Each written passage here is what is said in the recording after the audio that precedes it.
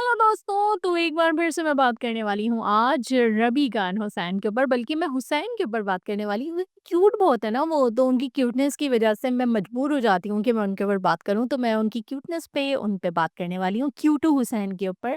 क्या बात है भाई, क्या बात है। क्यूट है। ये क्यूट नहीं है ये।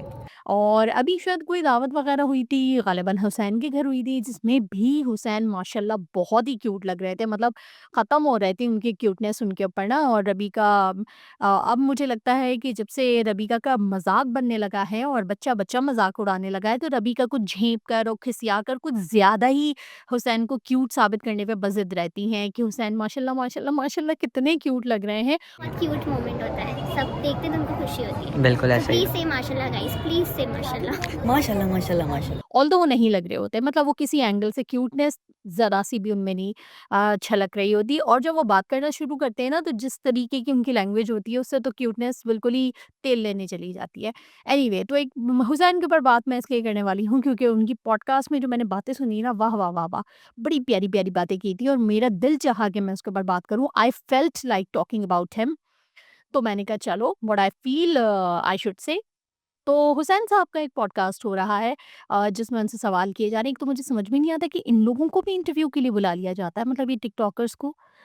खैर बहरहाल जो इंटरव्यू ले रहे थे वो बुला सकते हैं क्योंकि उनको भी कोई नहीं जानता। एनीवे, और फिर उसके बाद पॉडकास्ट शुरू होता है। पॉडकास्ट में उनसे बहुत सारे फ़ुज़ूल-फ़ुज़ूल सवालात किए जाते हैं, जिनका कोई सर पैर नहीं होता। लेकिन जो सबसे मज़ेदार चीज़ होती है ना, वो ये होती है कि उनसे पूछा जाता है कि ये जो आपका शुरू हुआ है, इस तरह से मज़ाक उड़ाया जा रहा है, और जो डकी भाई ने और नानी वाला ने जो एक ट्रेंड शुरू किया, जिसमें आपका ये मम्मा हुसैन आ गए वाला जो मज़ाक है वो उड़ाया गया, उसके ऊपर आप क्या कहना चाहेंगे? आपने प्रेज़ कैसे किया? उसके ऊपर हुसैन ने बड़ी मज़े-मज़े की बातें की, जिनके मतलब उनकी बातों, उनके जवाब से मज़ीद सवाल जन्म ले रहे हैं। पहली बात तो ये है कि हुसैन कहते हैं मैंने इसलिए जवाब नहीं दिया क्योंकि मुझे पता था कि ये ट्रेंड खुद हमने ही शुरू किया है। जब डकी ने और नानी वाला ने ये ट्रेंड शुरू किया, रात 3 बजे उन्होंने मुझे कॉल किया, उन्होंने मुझे बताया कि हम इस तरह से ट्रेंड कर रहे हैं, तुम लोग भी इसको आगे बढ़ाओ, और इस बात के मेरे बहुत सारे दोस्त गवाह हैं, तो हमने ये सब कुछ किया था। और मैं चाहता तो जवाब दे देता, लेकिन मुझे पता था कि हमने ही शुरू किया है, इसलिए मैंने जवाब नहीं दिया। मुझे कोई एक बात बताएँ, अगर ये आपने ही शुरू किया है, अगर आपको पता ही है कि डकी ये करने वाला है या नानी वाला ने ये करना शुरू किया है, तो आप फिर जवाब क्या देते? मतलब आप ये कह रहे हैं मैं दे सकता था, मैंने नहीं दिया, और अपनी बहुत अज़मत की इन्होंने कहानियाँ सुनाई इंतहाई गंदी लैंग्वेज में, शलवार उतार के कंधे पे रख लें और पता नहीं क्या-क्या, कौन-कौन सी जाहिलों वाली बातें हुसैन ने की। लेकिन मुझे एक बात समझ में नहीं आ रही कि अगर आप ऑलरेडी जानते थे कि ट्रेंड शुरू हो रहा है और ये मिली-भगत है तमाम ही टिकटॉकर्स की, तमाम ही यूट्यूबर्स की, कि इस तरीके का ट्रेंड बना के आपको हाइप दी जाए, तो फिर कहाँ से आप इतने आला ज़र्फ़ी की बातें कर रहे हैं कि मैंने जवाब नहीं दिया? यू ऑलरेडी न्यू कि ये आपका अपना सेट किया हुआ मामला है, तो उसके ऊपर अगर आपने जवाब नहीं भी दिया, तो आपने अपने लिए नहीं दिया ना। इसमें आप इतने अज़ीम कहाँ से हो गए कि मैं जवाब दे सकता था, लेकिन मैंने जवाब नहीं दिया और ये नहीं किया और वो नहीं किया। पता नहीं भई, मुझे तो समझ में नहीं आ रही। फिर उसके बाद उनसे और पूछा गया कि लोग बड़ा मज़ाक उड़ा रहे हैं और ये कर रहे हैं, वो कर रहे हैं, जिसके ऊपर हुसैन साहब फरमाते हैं। जब ये चीज़ स्टार्ट हुई थी तो ज़ाहिर-सी बात है, अब मुझे अच्छी तरह याद है 3 बज रहे थे रात के, तो मुझे कॉल आती है। कहा जाता है कि यार हमने ये वीडियो बनाई हुई है और हम चाहते हैं कि इस ट्रेंड को और आगे लेके जाएँ। तो मुझे अगर आना होता और अगर मुझे किसी को उसको हकीकत सामने लानी होती ना, तो मैं भी फ़ौरन ऐसे करके अपने यूट्यूब पे वीडियो बनाता कि भाई ये देखें, ये ट्रेंड जो है आप लोग जो देख रहे हैं वो हम ही क्रिएट कर रहे थे। सारी चीज़ें प्लान्ड थी, ये था, वो था, लेकिन मुझे करना नहीं था। कि लोगों को अपने कल की फ़िक्र नहीं है, लोगों को अपनी आख़िरत की कोई तैयारी नहीं करके रखी हुई है, आख़िरत की तैयारी के की हुई है, कि कंटेंट तैयार करने की तैयारी की हुई है। आपकी आख़िरत की कोई तैयारी नहीं है, लेकिन कल कंटेंट क्या बनने वाला है उसकी बहुत तैयारी की हुई है। और अगर इनसे कोई पूछे कि अल्लाह को क्या जवाब दोगे, तो इनके पास ये है कि मम्मा देखें कौन आ गया है, ये करेंगे आख़िरत में। कयामत इतनी करीब है, आपने अपने कब्र के जाने के लिए कौन-सी तैयारी की है? आपने अपने कल के कंटेंट के लिए तैयारी की है, लेकिन आपने कल की अपनी जो कब्र, जैसे आपको अपने अगले सेकंड का नहीं पता, आपने उसकी क्या तैयारी की है? एक्सक्यूज़ मी, मतलब आपको शर्म नहीं आती कि आप किस किस्म की बातें कर रहे हैं? आप लोगों को आखिरत के नज़ारे दिखा रहे हैं और आखिरत के लिए हिदायत की बातें कर रहे हैं।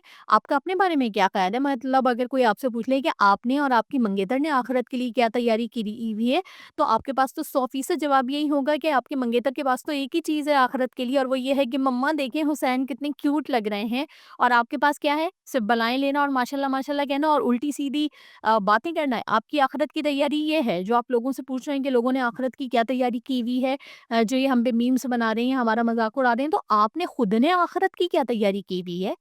और सबसे बड़ी बात यहाँ पे ये आती है कि अगर आप एक पब्लिक प्लेटफॉर्म पे हैं और आपने अपने आप को प्रेजेंट किया हुआ है, आप अपनी कोई भी चीज़ नहीं छुपा रहे, हर वो चीज़ जो प्राइवेट होनी चाहिए वो आप पब्लिक कर रहे हैं। कुछ चीज़ें बेडरूम की होती हैं, कुछ चीज़ें घर की होती हैं, लेकिन अगर आप वो एक पब्लिक प्लेटफॉर्म पे दुनिया भर के लोगों के लिए लेकर आ गए ना, तो डोंट थिंक कि लोग उसके ऊपर बात नहीं करेंगे, लोग करेंगे। और जैसे कि आपने खुद ही साबित कर दिया है कि डकी और नानी वाला ने जो ट्रेंड शुरू किया था, या जिस तरह से आपका और रबीका का मजाक उड़ाया था, आपको पहले से पता था कि उड़ रहा है, तो इससे साबित होता है कि आप लोग ये सेंसेशंस खुद क्रिएट करते हैं ताकि आप लोगों को हाइप मिले, और ये आप सब लोगों की मिली भगत होती है। उसके बाद अगर पब्लिक भी इसका मजाक बनाना शुरू कर देती है या उसके ऊपर कोई बात करना शुरू कर देती है, तो प्लीज़ उन्हें आखिरत मत दिखाएं।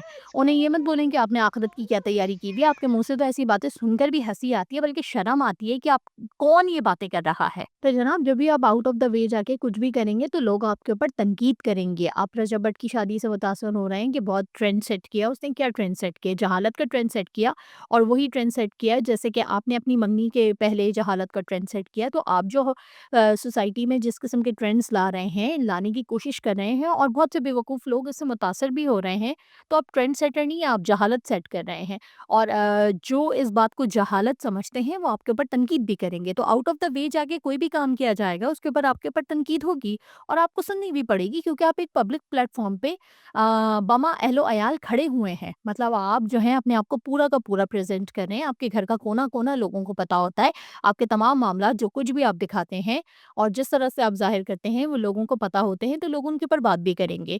तो प्लीज़ इस किस्म की बातें ना करें कि आप बिल्कुल भी अपने आप को ये साबित करने की जो कोशिश कर रहे हैं कि आप एक ट्रेंड सेटर हैं या आप कंटेंट क्रिएटर हैं, तो सॉरी, आप उनमें से कुछ भी नहीं है। मतलब नाच-नाच के पैसा कमाने वाले, अपनी फैमिलीज़ दिखाने वाले, फ़ुज़ूल किस्म की हरकतें और अपना मज़ाक बनवा-बनवा के पैसा कमाने वाले लोग अगर उनके ऊपर तनकीद करें तो उन्हें आखिरत की आप वो दिखा रहे होते हैं कि आपने आखिरत की क्या तैयारी की हुई है। अरे भाई, आप लोगों को छोड़ें, आप अपना बताएँ, आपने खुद ने आखिरत की क्या तैयारी की हुई है?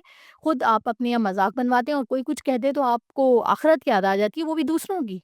कमाल है भाई। और होस्ट ने उनसे ये भी पूछा कि भाई आपने इतने सारे इवेंट्स करके एक मंगनी की, तो अब आप और कितने इवेंट्स करेंगे शादी के लिए? जिसके ऊपर बड़े फ़लसफ़ी ने ये फरमाया कि भाई निकाह तो ये बहुत सादगी से करेंगे। अल्लाह जाने निकाह क्यों सादगी से करेंगे, लेकिन जो शादियाँ हैं ना, वो बहुत ज़्यादा उनके इवेंट्स होंगे। मतलब जो शादी होगी उसके बहुत सारे इवेंट्स होने वाले हैं। मतलब उसकी वजह क्या है? जब आप निकाह इतनी सादगी से कर रहे हैं तो फिर से एक बार दिखावा और शोबाज़ी करने की वजह क्या है? और अगर आप इतनी ही शोबाज़ किस्म के हैं तो निकाह में सादगी लाने की क्या ऐसी ज़रूरत पेश आ गई? मतलब ये भी कोई शोबाज़ी की ही एक टर्म है कि निकाह हमने इंतहाई सादगी से किया है। जब आप हर चीज़ पे एक के बजाय 100 रुपए फेंक रहे हैं और आप इतना ज़्यादा शो ऑफ कर रहे हैं, तो निकाह सादगी आपका शो ऑफ ही है।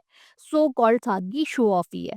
और उसके बाद ये फरमाते हैं कि हमारे पास हमने बहुत पैसा खर्च किया, किसी और के पास है तो वो भी कर ले, और जिसके पास नहीं है वो आपको देख-देख के हसरतें लेता रहे। मतलब उसको हसरतें होती रहें कि वाह, वाह, वाह! ये हमारे जैसे मिडल क्लास लोग कितनी धूम-धाम से और कितने फ़ुज़ूल तरीकों से शादी कर रहे हैं। मतलब धूम-धाम से शादी करना इज़ समथिंग एल्स। आपकी एक बारात का इवेंट होता है जो कि हर शादी में ज़रूरी होता है, एक वलीमा होता है जो कि हर शादी में ज़रूरी होता है। चलें हम मेहंदी माइयों भी कह लेते हैं, वो भी हमारे माशरे का हिस्सा बन चुके हैं। दीनी और शरई लिहाज से तो उनकी ज़रूरत नहीं, लेकिन चलें, फिर भी हम कह सकते हैं कि हमारे सबकॉन्टिनेंट में या हमारे सोसाइटी में ये सब चीज़ें भी होती हैं कि मेहंदी माइयों होती है, तो वो भी अब होने लगी है। इस हद तक भी अगर आप पैसा फेंक रहे हैं, तो भी लोग इतनी तनकीद का शिकार आपको नहीं बनाएँगे, तनकीद का निशाना नहीं बनाएँगे। लेकिन अगर आप एक मंगनी करने के लिए पीछे 15 इवेंट कर रहे हैं और शादी करने के लिए फिर से 15 इवेंट कर रहे हैं, तो आप ये बताएँ कि लोग आपको शोबाज़ या आपको दिखावा करने वाले या आपको आपके ऊपर तनकीद क्यों नहीं करेंगे?